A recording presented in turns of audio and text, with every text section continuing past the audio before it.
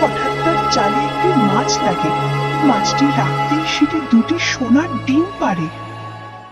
অনেক অনেক বছর আগের কথা। দক্ষিণ দিকের ঘন জঙ্গলের পাশে সুন্দর নামের একটি ছোট্ট গ্রাম ছিল। সেই গ্রামেই অর্জুন নামে এক জেলে তার মা মীরার সঙ্গে একটি ভাঙাচোরা কুঁড়ে ঘরে থাকত। একদিন অর্জুন পুকুরের ধারে বসে আকাশের দিকে তাকিয়ে বলল, হে ভগবান, আজ অন্তত আমার জালটা মাছ দিয়ে ভরে দিও।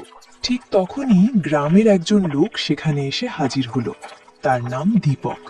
সে ঠাট্টা করে বলল, কি রে অর্জুন, সারা গ্রাম জানে তোর জালে সেই দু একটা মাছই ধরা পড়ে, যেগুলো দিয়ে তুই আর তোর মা কোনো রকমে বাঁচিস। আরে ভাই, এভাবে অন্তত ঠাট্টা তো করো না। আমি ঠাট্টা করব না তো কে করবে? তোর নিয়ে তো সারা গ্রামই হাসাহাসি করে। এই যে ডাল ডাল জাল ডাল, এত বড় জাল ফেলিস শুধু এই কটা মাছ ধরার জন্য? এই কথা শুনে অর্জুন মন খারাপ করে জালটা পুকুরে ফেলল। কিছুক্ষণ পর তার জালে দুটো মাছ ধরা পড়ল। দীপক আবার হাসতে হাসতে বলল, দেখলি, আমি বলেছিলাম না, এই দুটো মাছ ছাড়া তোর জালে আর কোনো মাছ কখনো ধরা পড়ে না।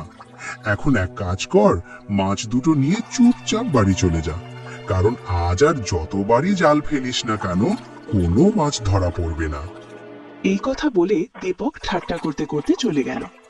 অর্জুন সন্ধ্যা পর্যন্ত পুকুরের ধারে জাল নিয়ে বসে রইল, কিন্তু আর কোনো মাছ ধরা পড়ল না।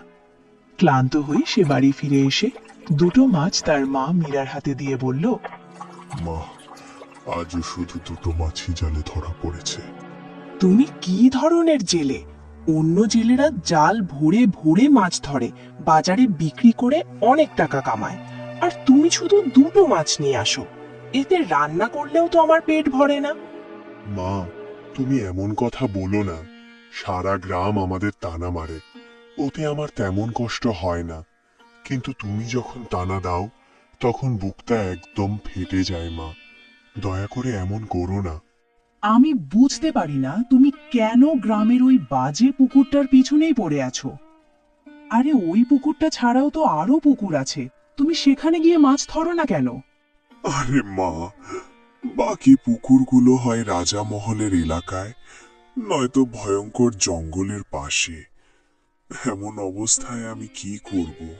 এসব আমার কিছু যায় আসে না। যেভাবেই হোক অনেক মাছ ধরে নিয়ে আসবে, নইলে নইলে কি? মা, নইলে কি আমাকে বাড়ি থেকে বের করে দিবে? নইলে আমি এই বাড়ি ছেড়ে চলে যাব। অপমানিত ও হতাশ বোধ করে অর্জুন বাড়ি থেকে বেরিয়ে পড়ল। পরদিন মন খারাপ করে জাল কাঁধে নিয়ে অর্জুন পুকুরের দিকে যাচ্ছিল। পথে তার প্রতিবেশী সরলা দাইয়ের সঙ্গে দেখা হলো। আরে অর্জুন, কাল আবার তোমার আর তোমার মায়ের ঝগড়ার আওয়াজ আসছিল তোমাদের বাড়ি থেকে। হ্যাঁ তাই, জালে দুটো মাছ ধরা পড়তেই মা আবার রেগে গেলেন আর আমার উপর ঝাঁপিয়ে পড়লেন। আর কি বা বলবো? তুমি তোমার মাকে বোঝাও না কেন? জালে যদি দুটো মাছই ধরা পড়ে তাতে কি হয়েছে? হতে পারে কাল তোমার জালে অনেক মাছ ধরা পড়বে। তোমার মায়ের ধৈর্য ধরতে শেখা উচিত। আরে তাই, ছেলে যদি মাকেই না বোঝায় তাহলে আর কে বোঝাবে? আমরা অনেকবার চেষ্টা করেছি, কিন্তু এখন আর কিভাবে বোঝাবো? আমাদের নিজেরই আর কিছু বুঝে আসছে না। জানেন তাই, উনি তো এটাও বলছেন আমাদের অবস্থা না বদলালে তিনি আমাদের ছেড়ে চলে যাবেন। হায় দয়াল, কি নির্লজ্জ মা, নিজের ছেলেকেই ছেড়ে যাওয়ার হুমকি দিচ্ছে। কাল তো মা বলছিলেন এই পুকুর ছেড়ে জঙ্গলের দিকের অন্য পুকুরে যেতে। আজ আমি আরেকবার চেষ্টা করব। যদি আজও জালে মাছ না ধরে তাহলে বাধ্য হয়ে সত্যিই অন্য পুকুর খুঁজতে হবে। এখন কি করা যায়? চলো যাই। এই কথা বলে অর্জুন চলে গেল এবং পুকুরের ধারে বসে জাল ফেলল। ঠিক তখনই দীপক আবার সেখানে এসে হাজির হলো। আরে ভাই, দেখো দেখো, অর্জুন বাবু এসেছেন। আসুন আসুন, আপনারই তো অপেক্ষা করছিলাম এই মাছগুলো। আরে ভাই থাক থাক, কেন সারাদিন খেটে মরছো? কতবার বলেছি মাছ ধরা তোর দ্বারা হবে না, তুই বুঝিস না কেন? মাছের তোর চেহারা পছন্দ নয়, তবু তুই আসিস। তাই মাছগুলো পুকুরের ভেতরেই ঘোরাফেরা করে, বাইরে বেরোয় না। এই কথা শুনে অর্জুনের চোখ দিয়ে অশ্রু ঝরতে লাগলো। ঠিক সেই সময় তার জালে আবার দুটো মাছ ধরা পড়ল। দীপক হেসে বলল, দেখলি ভাই, হয়ে গেল আজকের কাজ। এবার আর কোনো মাছ তোর জালে ধরা পড়বে না। যা ভাই, বাড়ি যা, বিশ্রাম কর, এই দুটোই ধরে খা, যা। এই কথা শুনে অর্জুন রাগে চেপে বসে। রাগে ফুঁসতে ফুঁসতে অর্জুন সেই দুটো মাছ নিয়ে বাড়ি ফিরে গেল। বাড়িতে দুটো মাছ দেখে মীরা কিছু বলতে যাচ্ছিল, কিন্তু অর্জুনই আগে বলে উঠল, ব্যাস, আর কিছু বলার দরকার নেই। কাল আমরা অন্য পুকুর খুঁজবো, বুঝেছো? ব্যাস। মীরা চুপ করে গেল। পরদিন অর্জুন জাল নিয়ে বেরোতে যাচ্ছিল। ঠিক তখনই তার মা মীরা তাকে থামালো। কাল তো তুমি বলেছিলে তুমি অন্য পুকুর খুঁজবে। হ্যাঁ, আমার মনে আছে, তোমাকে মনে করিয়ে দিতে হবে না। গ্রামের উত্তরের জঙ্গলে একটা পুকুর আছে, শোনা যায় ওটা নাকি অভিশপ্ত। আজ পর্যন্ত কেউ সেখানে যায়নি। লোকজন শুধু নানা রকম কথা বলে। কে জানে সেখানে কি আছে? তুমি সেখানে কেন যাও না? ওই পুকুরে তো বহু বছর কেউ যায়নি। কথা শোনা যায় সেখানে নাকি কোনো রাক্ষসী আত্মার বাস। এইসব সব বাজে কথা। ভাগ্য বদলাতে হলে একটু ঝুঁকি তো নিতেই হয়। তুমি সেখানে যাও। আমার আশা সেখানে তুমি অনেক মাছ পাবে, আর তোমার জন্য একটা বাড়তি লাভও আছে। কোন লাভ? আর যদি সেখানে কোনো বিপদ থাকে? তাতে আমার কোনো যায় আসে না। তুমি ওই পুকুরের কাছেই যাবে। ওটা অভিশপ্ত হলেও আমার কিছু যায় আসে না। আমার শুধু টাকা চাই। তুমি অভিশপ্ত হও বা তোমার কোনো ক্ষতি হোক, তাতেও আমার কিছু যায় আসে না। মীরার কথা শুনে অর্জুন হতভম্ব হয়ে গেল। তার কথায় গভীর আঘাত পেয়ে সে অভিশপ্ত পুকুরের দিকে রওনা দিল। পথটা ছিল জনমানবহীন। অর্জুন দেখল গাছগুলো শুকিয়ে গেছে, ডালপালা ঝুলে পড়েছে। কিছুক্ষণ পর সে পুকুরের কাছে পৌঁছালো। এখানে তো ভীষণ নিস্তব্ধতা। এমন মনে হচ্ছে মানুষ তো দূরের কথা, বহু বছর ধরে কোনো পশুও এখানে আসে না। সাহস সঞ্চয় করে সে জাল ফেলল। কিছুক্ষণের মধ্যেই এক ঝলমলে মাছ তার জালে ধরা পড়ল। অর্জুন তৎক্ষণাৎ মাছটা তুলে ঝুড়িতে রাখল। মাছটা ঝুড়িতে রাখা মাত্রই সেটি দুটো সোনার ডিম দিল।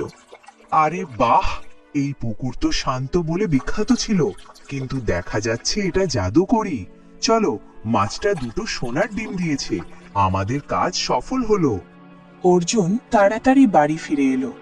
মাছ আর সোনার ডিম দেখিয়ে মীরাকে বলল, মা, কি আশ্চর্য ঘটনা! ওই পুকুরেও আমাদের জালে মাত্র একটা মাছই ধরা পড়েছিল, কিন্তু মাছটা ঝুড়িতে রাখতেই দুটো সোনার ডিম দিল। এটা তো দারুণ ব্যাপার। একদিকে একটা মাছ যেটা খেয়ে পেট ভরানো যাবে, আর অন্যদিকে দুটো সোনার ডিম। ভাবো তো, তুমি যদি রোজ রোজ সেখানে যাও তাহলে আমাদের কাছে শত শত সোনার ডিম হয়ে যাবে। হ্যাঁ মা, ঠিক আছে, আমি অবশ্যই আবার যাব ওখানে। পরদিন অর্জুন আবার সেখানে গেল। আরেকটা মাছ ধরা পড়ল, আর সেটিও দুটো সোনার ডিম দিল। ধীরে ধীরে অর্জুন প্রতিদিনই সেখানে যেতে লাগলো। কয়েকদিনের মধ্যেই অর্জুন আর মীরার অবস্থা বদলাতে শুরু করলো। পুরনো কুড়ে ঘরের জায়গায় এবার একটা পাকা দালান তৈরি হলো। গ্রামের লোকজন এখন অর্জুনকে সম্মানের চোখে দেখতে লাগলো।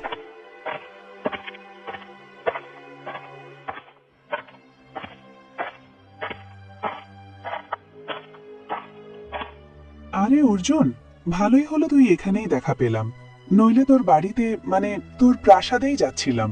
আমি সেখানে যেতে চাইছিলাম না। এভাবে বলছো কেন তাই? চল আমার সঙ্গে চল। আমি আজও সেই আগের অর্জুনই আছি, যে এক সময় সাধারণ জেলে ছিল। আমি জানি অর্জুন, তুই বদলাসনি, কিন্তু তোর মাকে দেখেছিস, যতদিন যাচ্ছে ধন আসার পর থেকে ও ভীষণ অহংকারী হয়ে উঠেছে। যাই হোক, ধন না থাকলেও সেও কখনো খুব ভালোভাবে কথা বলতো না। শোন, আমি চাই তুই গরিবদের সাহায্য করবি। কাল আমি দেখেছি এক ভিখারি তোর বাড়িতে এসেছিল, আর তোর মা তাকে অপমান করে তাড়িয়ে দিয়েছে। ঠিক আছে, তাই ঠিক আছে, আমি আজই এই বিষয়টা নিয়ে মায়ের সঙ্গে কথা বলবো। এরপর কিছুক্ষণ পর অর্জুন বাড়ি ফিরে গেল। মা, আমি তোমার সঙ্গে একটা খুব জরুরি কথা বলতে চাই। দেখো মা, সরলতাই বলছিল কাল একটা ভিখারি এসেছিল, যাকে তুমি অপমান করে বাইরে বের করে দিয়েছো। মা, এমন তো কেউ করে না। তুমি কি তোমাদের গরিব দিনের কথা ভুলে গেছো? হ্যাঁ, সবই আমার মনে আছে, কিন্তু হয়তো তুমি ভুলে গেছো যখন তোমরা গরিব ছিলে তখন গ্রামের লোকেরা কিভাবে তোমাদের নিয়ে হাসাহাসি করত।